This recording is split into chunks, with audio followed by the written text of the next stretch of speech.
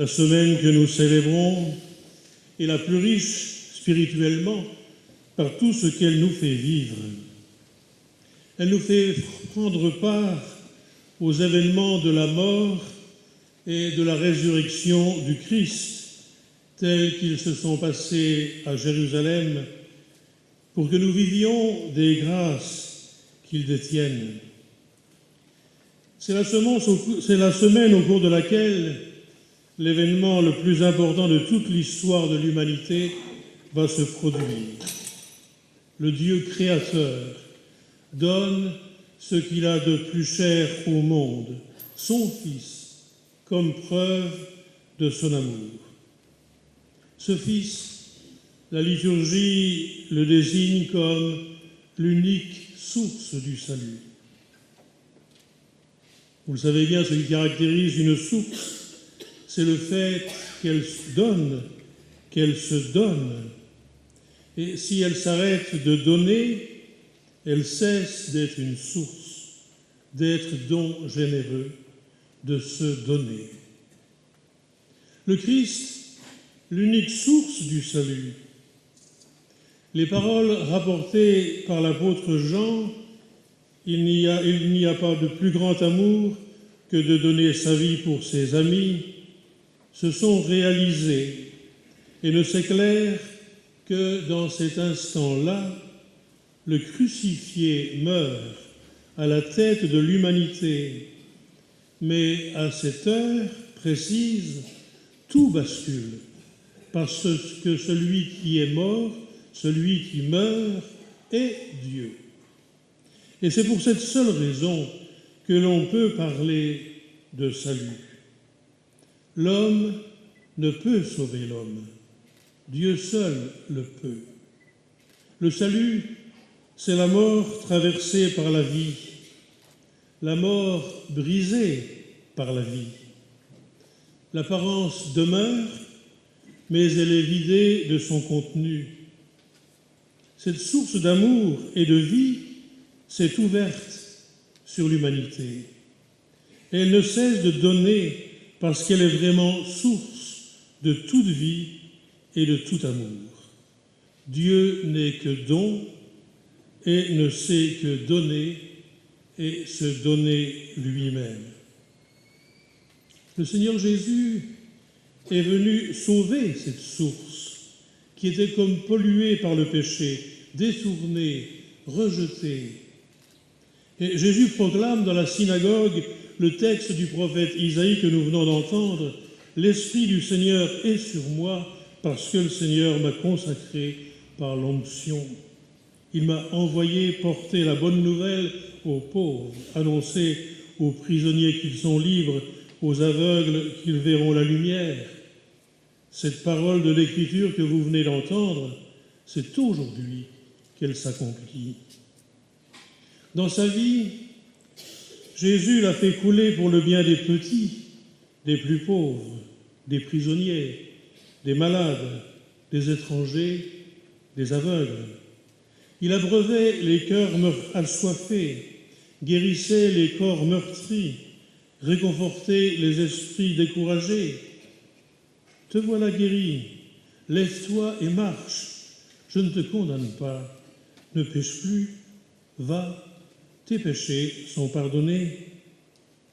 Il est venu nous apprendre à faire de nos vies des sources comme la sienne, pour que jamais ne se tarisse en nous le goût de vivre, la joie de se donner, la joie de l'Évangile. Il nous a appelés à la vie pour cela. Dans sa bonté, le Seigneur Jésus a voulu que cette source continue de couler jusqu'à la fin de l'histoire par les sacrements de l'Église, véritable corps du Christ, corps donné pour l'humanité.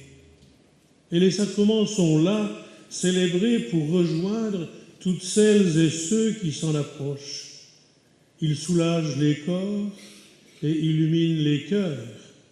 Ils guérissent les ténèbres des peurs multiples. Ils ouvrent à la confiance et à la fraternité. Les sacrements de l'Église irrigue les cœurs enfermés, renfermés, et les ouvre à l'espérance qui ne trompe pas.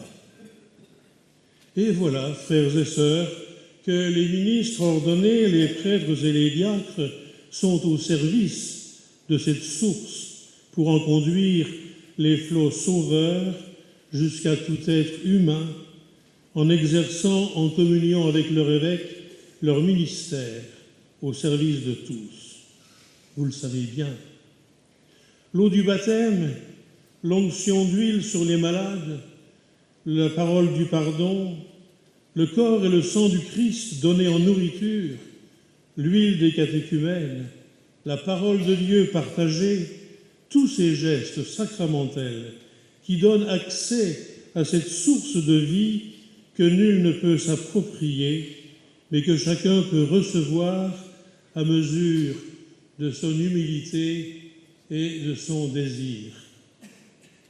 Et si, comme ministres ordonnés, nous sommes mis à part dans ce corps qu'est l'Église, ce n'est pas pour nous mettre au-dessus des autres membres, mais pour rendre le service de rappeler que la source vient d'ailleurs, ne vient pas de nous précède, nous donne vie, et que cette vie se reçoit comme le don le plus merveilleux d'un amour partagé. Dans un instant, l'évêque, prêtre, diacre, nous allons renouveler les engagements pris au jour de notre ordination. C'est le moment qui nous est donné pour nous rappeler que nous ne sommes pas la source, mais que nous sommes serviteurs de la source. D'où l'importance pour nous d'être unis au Christ et le suivre. Également, nous est rappelé que nous avons à être des serviteurs désintéressés et charitables de la grâce du Seigneur. Dans notre ministère, nous nous employons à vivre la rencontre de Dieu et des hommes. Dans notre vie personnelle, comme chacun de nous, nous venons boire à l'unique source du salut.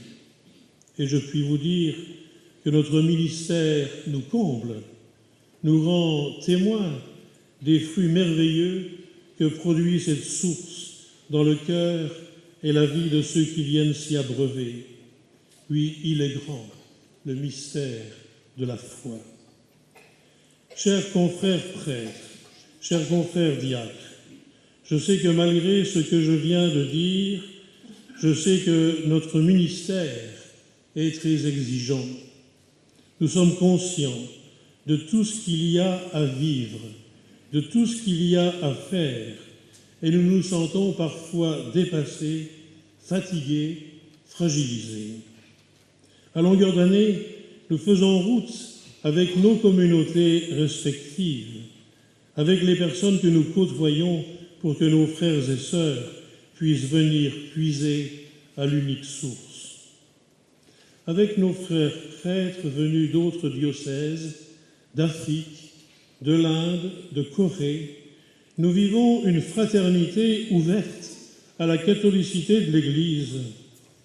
Je n'oublie pas nos frères diacres et diacres aînés qui nous lèguent un héritage qu'ils continuent à faire fructifier avec nous par la prière et tout en gardant le cœur et les forces disponibles pour nous seconder selon nos besoins.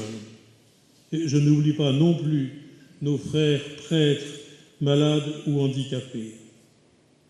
En ces temps très exigeants, continuons de compter sur la fidélité de Dieu. Nous savons en qui nous avons mis notre espérance.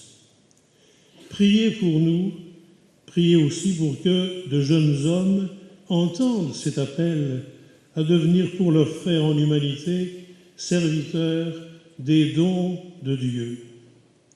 Chers frères et sœurs, voilà bien des années que notre Église diocésaine est en chemin dans les conditions d'aujourd'hui pour faire face à sa mission, qui est une belle mission d'annoncer Jésus-Christ aux hommes de ce monde. Au fil du temps, et vous l'avez constaté, son visage s'est transformé. De plus en plus, cette mission est devenue l'affaire de tous les baptisés, prêtres, diacres, laïcs, religieux et religieuses. De plus en plus, les chrétiens prennent conscience de leur vocation et de leur responsabilité de la faire vivre, afin qu'à travers elle, la présence aimante du Christ se fasse toujours davantage visible, réconfortante, dynamisante pour ce monde. À travers vos engagements et responsabilités au niveau du diocèse, en paroisse, en doyenné, dans les services et dans les mouvements et associations diverses, nous rendons grâce pour tant de générosité, de renoncement et d'énergie consacrée à Dieu, à l'Église, au service fraternel de ceux au milieu desquels le Seigneur nous a plantés.